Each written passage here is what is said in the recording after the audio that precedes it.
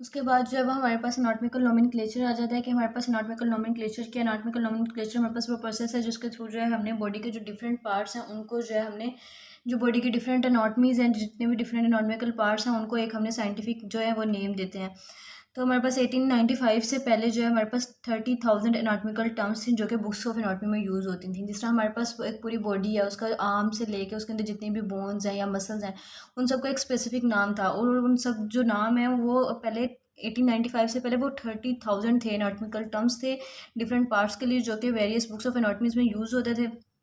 फिर उसके बाद हमारे पास एक जर्मन एनाटॉमिकल सोसाइटी थी, उसने एक मीटिंग कंडक्ट करवाई थी बेस्ले के अंदर 1895 के अंदर। उसमें उसने कहा था कि एनाटॉमिकल टर्म्स जितनी भी हैं उनकी जो है एक लिस्ट अप्रूव करवाई जा सके और फिर वो जितनी भी अप्रूव टर्म्स होंगी सिर्फ वही टर्म्स जो है वो हमारे पास एनाटॉमी की बुक्स के अंदर यूज़ होंगी, उसके अलावा जो जितनी भी टर्म्स होंगी वो रिजेक्ट कर दी जाएंगी। तो फिर उसके बाद हमारे पास उस मीटिंग के बाद 5,000 टर्म्स थी जो है वो अप्रूव की गई थी और उनको जो है अब बुक्स में यूज़ किया जाता है गाइडेंस के लिए। उससे पहले 1895 से पहले वो 30,000 टर्म्स थी।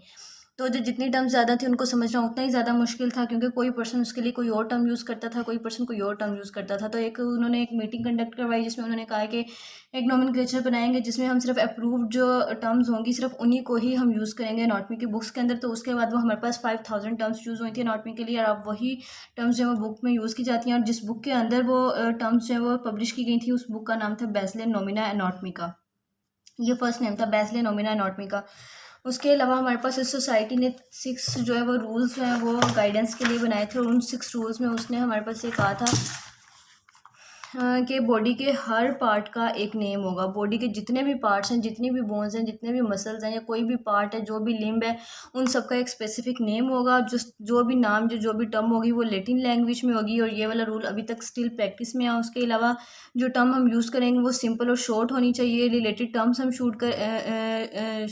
रिलेटेड टर्म्स जो है वो हम यूज़ करेंगे। इसका मतलब ये है कि अगर हमारे पास एक ही पार्ट है, वहाँ से हमारे पास सेम ही नर्व या आर्टरी या सेम ही वेन निकल रही है, तो हम उसका वो जो पार्ट है वो उसके लिए रिलेटेड टर्म्स ही यूज़ करेंगे। जैसे ग्लूटल रीजन से हमारे पास नर्व भी निकल रही है तो आर्टरी भी निकल रही है, तो इसलिए हम दोनों के लिए ग्लूटियल नर्व और दूसरे आर्टरी के लिए भी ग्लूटल आर्टरी का ही वर्ड यूज़ करेंगे। उसके बाद हमारे पास ये टर्म इसलिए हमारे पास करवाई गई, पहले तो ये टर्म जो है वो इसलिए इंट्रोड्यूस करवाई गई थी ताकि एक तरह से जो बॉडी के पार्ट्स हैं वो याद हो सकें इजीली मेमोरी साइन के तौर पे। लेकिन उसके बाद अब जो एनाटॉमिस्ट हैं वो ये कोशिश कर रहे हैं कि इन नामों को इसलिए यूज़ किया जाए ताकि ये बहुत और ज़्यादा मीनिंगफुल हो सके, ताकि हम लोग उन्हीं नाम के थ्रू जो भी पार्ट है उसको हम समझ सकें। उसके अलावा हमारे पास डिफरेंट उन्होंने कहा था कि ऑपोजिट्स के लिए हम लोग जो हैं वो एडजेक्टिव्स यूज़ करवाएंगे। एडजेक्टिव्स यूज़ कर सकते हैं ऑपोजिट चीज़ों के लिए। जैसे अगर हमारे पास एक चीज़ एंटीरियर है तो उसके ऑपोजिट चीज़ के लिए हम पोस्टीरियर वर्ड यूज़ कर सकते हैं। क्रेनियल है तो उसके लिए हम जो है कॉडल का वर्ड यूज़ कर सकते हैं। ये हमारे पास 6 रूल्स थे जो कि अमेरिकन जो सोसाइटी है जर्मन एनाटॉमिकल सोसाइटी उसने जो है वो फार्मूलेट किए थे। उसके बाद जो हमारे पास एनाटॉमिकल सोसाइटी थी ग्रेट ब्रिटिश एंड आयरलैंड की, उन्होंने अगेन एक मीटिंग जो है वो कंडक्ट करवाई थी बर्मिंघम में 1933 में। उसके अंदर उन्होंने जो हमारे पास ये बुक थी बेस्ले नोमिना एनाटॉमी का BNA, इसकी दोबारा से रिवीजन की थी और उसके बाद उन्होंने इस बुक का नेम चेंज करके बर्मिंघम रिवीजन कर दिया था, या फिर जो भी उसकी रिवीजन करके जो बुक जो न्यू बनाई थी पब्लिश करवाई थी उसका नाम बर्मिंघम रिवीजन कर दिया था। फिर उसके बाद दोबारा एक जो है मीटिंग अरेंज करवाई थी जर्मन एनाटॉमिकल सोसाइटी ने, उसमें उन्होंने जो है वो रिवीजन की जो है वो हमारे पास BNA की 1935 में और फिर जीना के ऊपर, और उस बुक का जो नाम है वो जीना नोमिना एनाटॉमी का रख दिया गया। फिर 6th इंटरनेशनल कांग्रेस की थी, कांग्रेस ऑफ एनाटॉमिस्ट हुई थी एट पेरिस के अंदर 1955 के अंदर। उसके अंदर उन्होंने इन तीनों की जो रिवीजन हुई थी बारी बारी इन तीनों का जो एक नेम मिला के इन तीनों की पहले तो इन तीनों की एक कंजर्वेटिव रिवीजन की BNA की, BR की, JNA की, और उसके बाद इन तीनों को मिला के एक इनका कलेक्टिवली नेम रख दिया गया जिसका नाम था नोमिना एनाटॉमी का पेरिस NAP। फर्स्ट बुक जो थी वो हमारे पास बेस्ले नोमिना एनाटॉमी का थी जिसको BNA कहते हैं। नेक्स्ट बुक हमारे पास बर्मिंघम रिवीजन थी। उसके बाद हमारे पास जीना नोमिना एनाटॉमी का थी। उसके बाद इन तीनों की कंजर्वेटिव रिवीजन करके इन तीनों का एक स्पेसिफाइड नेम कर दिया गया जिसको अब नोमिना एनाटॉमी का पेरिस भी कहते हैं। और ये किसने किया था? ये हमारे पास 6th इंटरनेशनल कांग्रेस ऑफ एनाटॉमिस्ट ने किया था पेरिस के अंदर 1955 में। नेक्स्ट उसके बाद हमारे पास सेशन हुआ था इंटरनेशनल कांग्रेस का ऑफ एनाटॉमिस्ट की। उसके अंदर ये कहा जाता है कि हर 5 साल बाद ही हमारे पास दोबारा से ये जो मीटिंग्स हेल्ड करवाई जाती हैं, दोबारा से इस बुक के अंदर जितनी भी करेक्शंस या ऑल्ट्रेशंस करनी हो वो करवाई जाती हैं। और ये कब कब हुई थी इसके बारे में बताया गया है कि जो हमारे पास फर्स्ट सेशन हुआ था वो 1960 में न्यूयॉर्क में हुआ था, उसके बाद 1965 में जर्मनी में हुआ था, 1970 में लेनिनग्रैड में हुआ था, 1975 में टोक्यो में हुआ था और 1980 के अंदर मैक्सिको में हुआ था। उसके बाद ये कहा गया कि हमारे पास जो है इस टाइम जो है 5th एडिशन जो है नोमिना एनाटॉमिका का वो अवेलेबल है गाइडेंस के लिए। जो गाइडेंस के लिए हम जो एडिशन यूज़ कर रहे हैं बुक का एनाटॉमी की, वो हमारे पास नोमिना एनाटॉमिका है, उसका 5th एडिशन जो आ चुका है ऑल्ट्रेशंस के बाद। उसके बाद ये कहा गया कि हमारे पास ये एक तरह से अनफॉर्चुनेट बात थी कि जितनी भी ये जो हमारे पास मीटिंग्स होती थी जो कि कांग्रेस की तरफ से अगर उन्हें इनविटेशंस भी जाता था टीचर्स को एनाटॉमी के, उसके बावजूद जितने भी एनाटॉमी के ये टीचर्स थे उन्होंने इस जो थी मीटिंग इसके अंदर पार्टिसिपेट नहीं किया। उसके अलावा हमारे पास डिफरेंट कंट्रीज़ की अपनी अपनी एनाटॉमिकल सोसाइटीज़ अब तक बन चुकी हैं, लेकिन हमारे अपने कंट्री पाकिस्तान में अभी तक ऐसी कोई भी सोसाइटी एग्जिस्ट नहीं करती। उसके अलावा हमारे पास आजकल world international anatomical nomenclature committee जो है वो हमारे पास फंक्शन कर रही है कि ऑर्गेनाइज कर सके और कोऑर्डिनेट कर सके नोमिना एनाटॉमिका को, नोमिना हिस्टोलॉजिका को, नोमिना एम्ब्रियोलॉजिका को। हमारे पास 3 तरह की बुक्स हैं अब नोमिना एनाटॉमिका, जिसमें एनाटॉमिका के बारे में जो है वो हमारे पास नोमेनक्लेचर की गई है। उसके अलावा हिस्टोलॉजिका के बारे में नोमेनक्लेचर की गई और एम्ब्रियोलॉजिका के बारे में। तो इन तीनों चीज़ों की वो कह रहे हैं कि कोशिश करेंगे इन तीनों बुक को ऑर्गेनाइज करके जो है वो फर्दर इम्प्रूव किया जा सके। तो ये हमारे पास जो है नोमेनक्लेचर के बारे में आ जाता है कि उसमें सबसे पहले हमारे पास क्या था कि नोमेनक्लेचर क्यों उसकी ज़रूरत थी, क्योंकि हमारे पास टर्म्स इतनी ज़्यादा हो चुकी थी कि हमने कहा कि उनको थोड़ा सा शॉर्ट करके कम कर दिया जा सके और वही फिर पूरी दुनिया में वही टर्म्स जो हैं वो यूज़ करवाई जा सकें। उसके बाद हमारे पास बुक थी बेजल नोमिना एनाटॉमिका, उसके अलावा उस बुक की दोबारा रिवीजन करवाई गई जिसमें बार बार उनके नेम्स चेंज किए गए। उसके अलावा हमारे पास ये रूल्स बताए गए कि किन रूल्स के थ्रू जो है वो हमने जो है ये नोमेनक्लेचर करना है।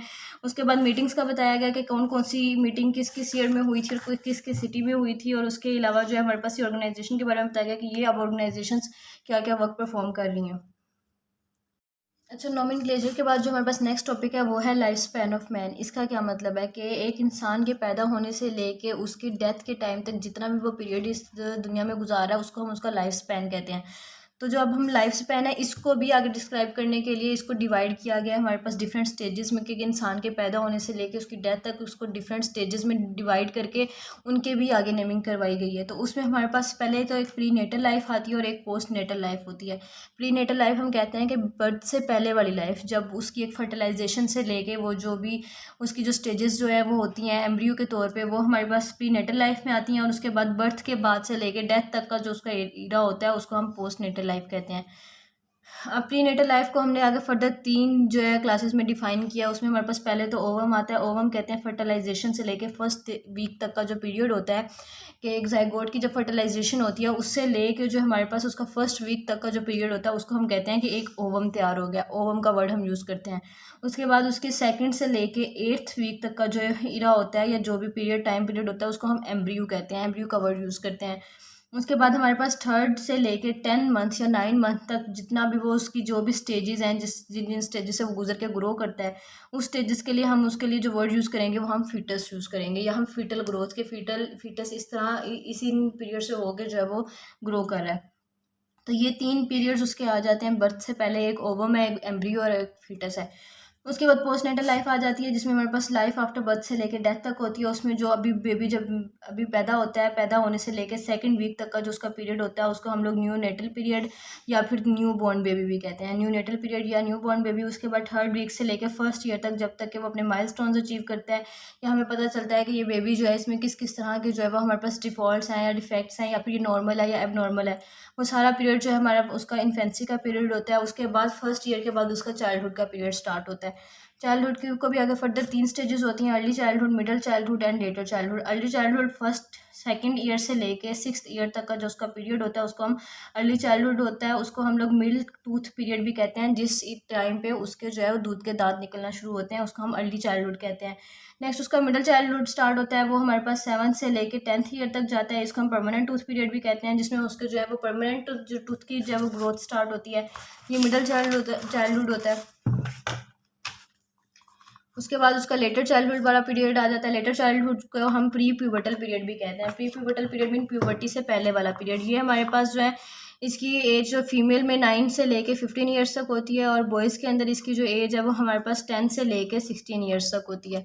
प्री प्यूबर्टी एज ये होती है। उसके बाद एडोलेसेंस से इरा कहते हैं उस स्टेज को, जो अडल्ट से पहले वाली स्टेज या टीनेज स्टेज भी जिसको हम कहते हैं, ये प्यूबर्टी वाला इरा होता है। इसमें 6 ईयर्स आ जाते हैं। उसके बाद हमारे पास अडल्ट जो एज है वो स्टार्ट होती है। उसमें हमारे पास पहले प्राइम या फिर ट्रांजिशन अडल्ट होते हैं, उसके बाद ओल्ड एज अडल्ट होते हैं। जो प्राइम एज वाले अडल्ट होते हैं वो हमारे पास 20 ईयर टू 60 ईयर तक जाते हैं, और जो ओल्ड एज है वो 60 ईयर से आगे जो ऑनवर्ड होते हैं वो हमारे पास ओल्ड एज के अडल्ट होते हैं। तो ये हमारे पास लाइफ स्पैन ऑफ मैन था। इसमें हमने क्या चीज़ें पढ़ी, 2 चीज़ें पढ़ी, प्री नेटल लाइफ पढ़ी, पोस्ट नेटल लाइफ पढ़ी। प्री नेटल लाइफ में हमारे पास ओवम था, एम्ब्रियो था और फीटस था, और पोस्ट नेटल लाइफ में हमारे पास न्यू बॉर्न था, फिर इन्फेंसी था, फिर चाइल्डहुड की 3 स्टेजेस थी, फिर एडोलेसेंस था जो प्यूबर्टी वाली स्टेज थी, और उसके बाद हमारे पास अडल्ट थे जिसमें प्राइम अडल्ट और ओल्ड अडल्ट थे।